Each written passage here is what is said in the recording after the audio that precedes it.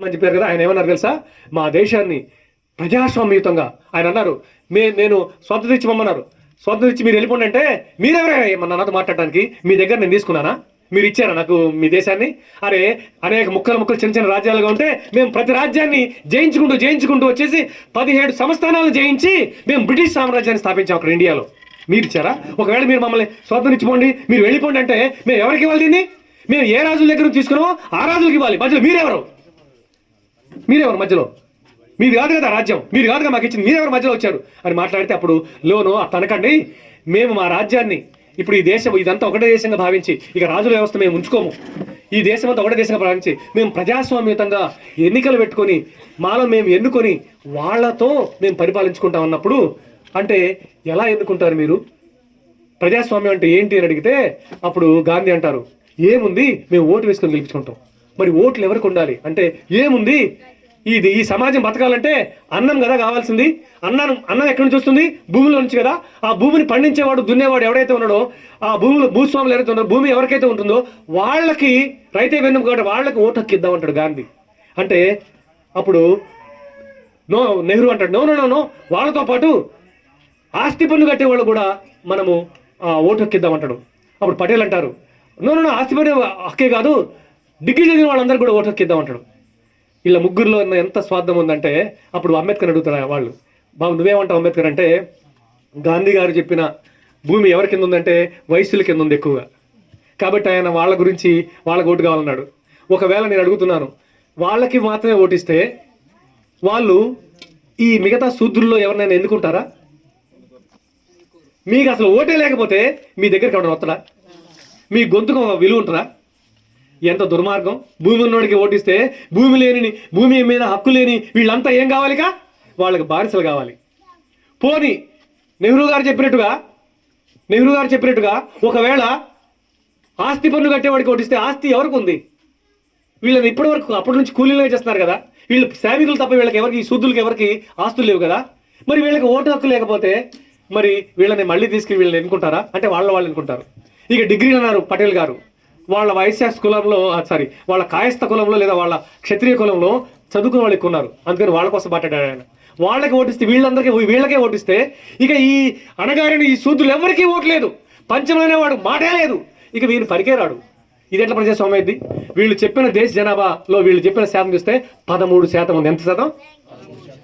13% ఉన్న ఈ దేశ జనాభాకి ఓట్లు ఇచ్చి 87% ఓట్లు లేకుండా చేసి ఇది ప్రజలు ఎన్నుకోవడం అంటారా? ఎంత దుర్మార్గమైన కుట్ర! అంటే 87% ఉన్న ఈ ప్రజల్ని కూలీలుగానో లేకపోతే బానిసలుగానో దరిద్రులుగా చేసే ఒక కొత్త సాంప్రదాయం వీళ్ళు పెట్టారు కదా. అంటే మరి అంబేద్కర్ నువ్వేమంటావంటే అప్పుడు అన్నాడనమాట, నా దేశంలో ఇక్కడ ఈ సమాజంలో 21 సంవత్సరాలు నిండిన వాళ్లకు పెళ్లి చేసుకునే వయస్సు అని చెప్పేసి హక్కు ఇస్తున్నారు. 21 సంవత్సరాలు నిండి అంటే అర్థం ఏమిటి? అతను భార్యను చేసుకుంటే తన భార్యను పోంచుకోగలడు, తన కుటుంబాన్ని సాధుకోగలిగే జ్ఞానం తనకి వస్తుంది. తన కుటుంబాన్ని సాధుకోగలిగే జ్ఞానం వచ్చిన ప్రతి ఒక్కరికి దేశం గురించి ఆలోచించి హక్కు కూడా ఉంటుంది. కాబట్టి కులం, మతం, లింగం అనే భేదం లేకుండా 21 సంవత్సరాలు నిండిన ప్రతి ఒక్కరికి ఓటు ఇవ్వండి, నా ప్రజలు బయటకు వస్తారు, లేకపోతే వీళ్ళు రారు, లేకపోతే వీళ్ళు బానిసలు అవుతారు అని చెప్పి మాట్లాడితే వీళ్ళు 100% ఉంటారు జనాలు. 13% ఉంటే ప్రజాస్వామ్యమా? 100% ఉంటే ప్రజాస్వామ్యమా? 100%. దెబ్బకప్పుడు వీళ్ళ నోర్లు మూతబడి బయటకు వస్తుంటే కృపలాని అనే ఒక లీడర్ అడుగుతాడు, అంబేద్కర్ చాలా ఆనందం వస్తాడు. అప్పుడంటే బయటకు వచ్చి, నా దేశ ప్రజలకి నేను రాజులయ్యే అవకాశం ఇచ్చాను, నా అణగారిన బిడ్డలకి, నా శూద్రులకి నేను రాజులయ్యే అవకాశం ఇచ్చాను, వాళ్ళు రాజులు చేసే ఒక అద్భుతమైన శక్తి, నెత్తురు చుక్క చిందకుండా కేవలం వాళ్ళ చేతిలో అద్భుతమైన ఆయుధాన్ని పెట్టాను, ఈ ఆయుధంతో నా బిడ్డలు రాజులు అవుతారు భవిష్యత్తులో అని చెప్పి ఆయన బయటకు వస్తుంటే కృపలాని అడుగుతాడు ఒక లీడర్, ఏంటి సంతోషంగా ఉన్న అంబేద్కర్ అంటే, అవును నా బిడ్డలు రాజులు అయ్యే అవకాశం ఇచ్చానంట. పిచ్చోడా, వాళ్ళు మా కాలి కింద చెప్పులు. ఎవరు వాళ్ళు? ఎందుకంటే వాళ్ళకి తిండి పెట్టేది మేము. ఇప్పుడు వాళ్ళకి ఆస్తి లేదు, వాళ్ళకి ఆస్తి, నువ్వు ఓటు ఇవ్వచ్చు కాక వాళ్ళకి ఏం లేదు, ఆస్తి లేదు, ఇంకేం లేదు, జ్ఞానం లేదు, చదువు లేదు, ఇంకేం లేదు. వాళ్ళకి కృషించిన శరీరాలు వాళ్ళవి, ఎందుకంటే తిండే సరిగ్గా లేదు. మేము పెడితేనే, మా దగ్గరకు వచ్చి మా పొలాలు బతికితేనే, మేము పెడితేనే వాళ్ళకి తిండి. పిచ్చోడా, మేమేం చెప్తే తింటారు, నువ్వు చెప్తే వింటారా వాళ్ళు అంటే అన్నారు. నిజమే, ఈరోజు నా బిడ్డలు నువ్వు చెప్తే వినేటట్టే ఉన్నారు, ఎందుకంటే నువ్వే తిండి అంతా నీ దగ్గరే ఉంది, డబ్బులన్నీ మీ దగ్గరే ఉన్నాయి, ఆస్తులు మీ దగ్గరే ఉన్నాయి. కానీ చెప్తున్నాను, నేనేం చేశానో నా బిడ్డలకి అర్థమైన రోజున, నేను భవిష్యత్తులో ఇంకొకటి నా బిడ్డల కోసం చేయబోతున్నాను, అది కూడా బయటకు వచ్చిన రోజున నా బిడ్డలు క్రమక్రమంగా ఎదిగి వాళ్ళు కూడా మనుషుల్లాగా బయటకు వచ్చిన రోజున ఒక రోజు వాళ్ళకి అర్థమవుతుంది. అప్పుడు మీరు నేను ఏమి ఇచ్చానో ఓటు శక్తి వాళ్ళు సరిగ్గా ఉపయోగించుకున్న రోజున అప్పుడు మీరు ఏం చేసినా మీకు రాజ్యాధికారం మీ చేతిలో ఉండదు. ఎందుకని? ఏం చేసినా రాజ్యాధికారం మీ చేతిలో ఉండదు. ఎందుకంటే వాళ్ళు రాజ్యాధికారం వెళ్ళిపోతే 87% వాళ్ళు ఉన్నారు. నా బిడ్డలు రాజ్యాధికారులు వెళ్ళిన తర్వాత మీరు ఎప్పుడు రాజ్యాధికారులు మీరు వెళ్ళకపోతే వాళ్ళ దగ్గరికి వెళ్ళి మీరు భిక్ష ఎత్తుకోవాలి. మీరు పెద్ద భిక్షగాళ్ళు అవుతారు. అప్పుడు నేను ఏం చేశానో నా బిడ్డలకు అర్థమైన రోజున మీరు పెద్ద భిక్షగాళ్ళు అవుతారు. అర్థం కాకపోతే మీ కింద నా బిడ్డలు బానిసలాగా ఉంటారు. ఇప్పటికి కూడా అర్థం కాలే. ఇప్పుడు కూడా మనం బానిసలమే తల్లి. అందుకు ఆయన మహనీయుడు. అప్పుడు ఈ మాటలు విని ఇదంతా చూసిన తర్వాత, ఈ గెలుపు చూసిన తర్వాత, 15 స్థానాలు గెలిచిన తర్వాత అంబేద్కర్ని ఎదగనేయకూడదని చెప్పేసి వాళ్ళు 1946లో అంబేద్కర్ పెట్టిన ఈ schedule caste federation party of India దాన్ని మొత్తాన్ని ఒక్కళ్ళు కూడా గెలవకుండా చేశారు. గెలవకుండా చేసిన తర్వాత 1947 స్వాతంత్రం వచ్చేసింది మనకి. బ్రిటిష్ వాళ్ళు వెళ్ళిపోయారు. ఆ 1947లో వెళ్ళిపోతూ వాళ్ళు ఏం చెప్పారంటే, మీరు మీ దేశాన్ని పరిపాలించుకోవడానికి అవసరమైన సూత్రాలతో కూడిన ఒక రాజ్యాంగాన్ని రాసుకోండి. మీరు ఒక రాజ్యాంగాన్ని రాసుకోండి, ఆ రాజ్యాంగబద్ధంగా మీరు పరిపాలించుకోబడాలని చెప్తే అప్పుడున్న పెద్దలు నెహ్రూ గారు, పటేల్ గారు, సంథింగ్ వాళ్ళంతా ఈ బాబాసాహెబ్ ఈయన ఒక్కడే న్యాయశాస్త్రంలో పీహెచ్డీ పొందినవాడు, 4 పీహెచ్డీలు పొందినవాడు. ఈయన గారు మాట్లాడటం మొదలు పెడితే ఏ సామాజిక తత్వంలో కానీ ఎవరు ఈయన ముందు నిలబడి మాట్లాడగలిగే దమ్ము, జ్ఞానం ఉన్నవాడు ఏ ఒక్కడూ లేడు. కాబట్టి ఈయన గారు కనుక ఒకవేళ కనుక రాజ్యాంగం రాయమని కనుక అప్పచెబితే మనమంతా వాళ్ళు ఈయన చెప్తున్నట్టుగా ఓటిచ్చి ఇప్పటికే వాళ్ళని చైతన్యం చేశాడు. రాజ్యాంగం రాసిస్తే అందరూ సమానమే అని చెప్పి దాంట్లో కొన్ని సూత్రాలు రాస్తే, యాక్ట్స్ రాస్తే, చట్టం చేస్తే రేపు పొద్దున దానికి తలొక్కి అందరం దాన్ని పాటించాల్సి వస్తుంది. కాబట్టి ఈయన ఎట్టి పరిస్థితుల్లో రాజ్యాంగ పరిషత్లో రావడానికి వీల్లేదు. రాజ్యాంగ పరిషత్లో రావాలంటే కనీస అర్హత ఏంటంటే ఒక్క చోటైనా గెలవాలి ఎలక్షన్స్లో. అందుకని 1946లో అంబేద్కర్ని ఓడించడానికి అన్ని కుట్రలు చేసి అంబేద్కర్ని గెలవకుండా చేశారు. చేస్తే వెస్ట్ బెంగాల్లో ఒక ఆయన అంబేద్కర్ ఓడిపోవడం ఏంటి, ఆ మహానుభావుడు లేకపోతే అసలు మేమే లేము అని చెప్పేసి ఆయన తను రిజైన్ చేసుకొని ఆయన ఓడిపోయిన చోట అంబేద్కర్ని పెట్టి గెలిపించుకుంటే దాన్ని తీసుకెళ్ళి పాకిస్తాన్లో కలిపి, వెస్ట్ బెంగాల్ పాకిస్తాన్లో కలిపి, అప్పుడు ఇప్పుడు ఇప్పుడు ఇప్పుడు మనం బంగ్లాదేశ్ అంటున్నాం, పాకిస్తాన్లో కలిపి అంబేద్కర్ నువ్వు గెలవలేదు, నువ్వు గెలిచింది మన దేశం లేదు, కాబట్టి నువ్వు చట్టసభలో నువ్వు లేవు, నువ్వు రాజ్యాంగం రాయడానికి పనికిరావు అని చెప్పారు. అప్పుడు అంబేద్కర్ గారు ఒక లెటర్ రాశారు బ్రిటిష్ గవర్నర్ జనరల్కి. మిస్టర్ బ్రిటిష్ గవర్నర్ జనరల్, నేను ఏం మాట్లాడాను వెళ్ళేటప్పుడు, ఈ దేశంలో 87% ఏమవుతున్నారు వాళ్ళ ప్రతినిధిగా నేను మీకు చెప్పాను.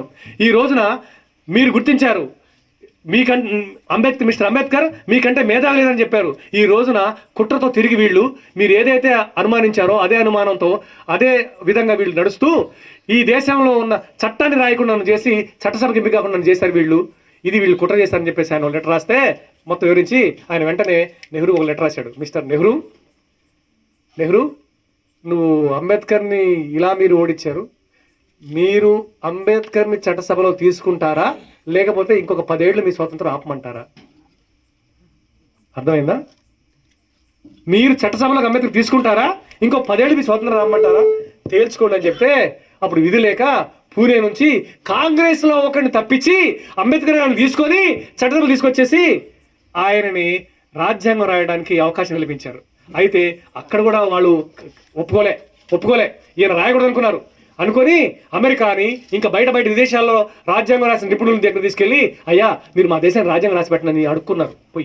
అడుక్కుంటే వాళ్ళు అన్నారు మీ దేశం అంటే ఏంటంటే అక్కడ ఉంటే ఇప్పుడు ఈ కాలంలో రాజ్యాంగం అన్నా లేకపోతే ప్రజల జీవన విధానంలో సామాజిక స్థితిగతులు అన్నా దాని మీద బాగా అధ్యయనం చేసింది అంబేద్కర్ ఉన్నాడు, అతను మీ కంట్రీలో ఉన్నట్టే, అవును మా దేశంలో ఉంటే, అరే అంబేద్కర్ ఉన్నాక మేము రాయటం ఏంటంటే రాజ్యాంగం పోడే అని చెప్పేసి వాళ్ళు కదిలి కొడితే గత్యంతరం లేక ఈ మహానుభావుడిని తీసుకుంటే అప్పుడు ఆయన రాజ్యాంగ ముసాయిదా పరిషత్ చైర్మన్ అయ్యాడు ఆయన చేసుకొని. అప్పుడు కొంతమంది ఉన్నారు, ఇప్పుడే నేను చూస్తున్న నెట్లో మళ్ళీ దీనికి ఎన్ని అబద్ధాలు జోడిస్తారో. అప్పుడు ఆయన దాదాపు 2 సంవత్సరాల 11 నెలల 18 రోజులు తన ఆరోగ్యం క్షీణిస్తున్నా, తను కాలు షుగర్ అయ్యి కాలు పుండు పడితే కింద రసిగారిపోతుంటే ఇది వాసిపోతుంటే ఆ పైన తిరిగి ఫ్యాన్ కొక్కానికి కాళ్ళు ఇలా పెట్టుకొని నిద్రాహారాలు మాని, ఎందుకంటే నేను చచ్చిపోతే ఒకవేళ రాజ్యాంగం చచ్చిపోతే వీళ్ళు నా జాతిని మొత్తాన్ని పాడు చేస్తారు, వీళ్ళు మళ్ళీ తీసుకెళ్ళి వెనక్కి పెడతారు అని చెప్పేసి ఒక పక్కన కాలు తింటున్నా కాలు పోతున్నా ఆయన రాత్రులు పగలు రాత్రి ఆయన దాన్ని రాశాడు అనమాట, రాజ్యాంగం రాశాడు. రాసి దాంట్లో అనేక కోణాలను స్పృశించి అందరూ సమానంగా, ఆయన ఎవరిని ఎక్కువ చేయలే, ఆయన మిమ్మల్ని కూడా ఎవరికంటే ఎక్కువ అని చెప్పలే, అందరూ సమానం అన్నాడు అంతే. ఆయన మాట్లాడింది అందరూ సమానం అన్నాడు అంతే. అందరూ సమానంగా ఈ దేశంలో గాలి నీరు ఏ విధంగా స్వేచ్ఛగా అందరికీ దొరుకుతుందో అదే విధంగా దేశ సంపద రాజ్యాధికారాలు కూడా అందరికీ సమానంగా అందాలి అని చెప్పాడు ఆయన. అందుకు ఎవరో నాకు తెలీదు, ఈ బ్రదర్ అమ్మ నాకు జన్మనిస్తే నాకు జీవితాన్ని ఆయన ఇచ్చాడని చెప్పారు. ఇది అర్థం చేసుకోవాలి. అలా ఎంపిక కాబట్టకపోతే కేవలం బ్రిటిష్ వాళ్ళ నుంచి వచ్చిన లెటర్ నుంచి తిరిగి వచ్చి ఎంపిక అయ్యి ఈయన రాజ్యాంగాన్ని రాస్తే ఆయన రాసిన రాజ్యాంగం యొక్క ఫలాలు ఆయన చాలా స్పష్టం చెప్పాడు. అసలు అంటే పూనా ప్యాక్ట్ అనేది ఒకటి కూడా చెప్పాలి, ఇంకొకసారి వచ్చినప్పుడు చెప్తాను, ఎందుకంటే చాలా టైం చాలా అయింది. మీరు గుర్తుపెట్టుకోండి, ఆయన ఇంకో మాట అన్నారు, ఈ మాట నేను చెప్పితే రాసిందే. ఏమన్నాడంటే, మీరు నిజంగా అంబేద్కర్ వారసులుగా అంబేద్కర్ స్ఫూర్తి బతకాలనుకుంటే నాకు విగ్రహాలు కట్టి నన్ను పూజించకండి. బాగా వినండి, నన్ను విగ్రహాలకి నన్ను పూజించకండి, నన్ను అధ్యయనం చేయండి. నేను ఏం చెప్పానో, ఏ జ్ఞానాన్ని మేము అందించమని చెప్పానో ఆ జ్ఞానంతో మీరు మీ బిడ్డల్ని చదివించండి. ఇంటికి ఒక అంబేద్కర్ని తయారు చేయండి. మీరు తిన్నా తినకపోయినా మీ బిడ్డను చదివించండి. ఇంటికి ఒక అంబేద్కర్ని తయారు చేయండి. మూఢనమ్మకాల నుంచి బయటికి రండి, జ్ఞానం నేర్చుకోండి. అంతేకాకుండా మీకు ఇచ్చిన అద్భుతమైన శక్తిని ఇచ్చాను, ఓటుని.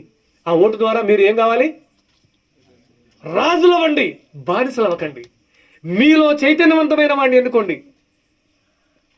డబ్బుకో, మద్యానికో, ఇంకా దేనికో మీ ఓటుని అమ్ముకోకండి అని ఆయన చెప్పి, ఆయన చివరిగా చెప్పిన మాట అదే. మీరు నిజంగా నన్ను స్ఫూర్తిగా తీసుకురాలిస్తే మీరేం కావాలి? రాజులు అవ్వండి. దేన్ని ఉపయోగించుకొని?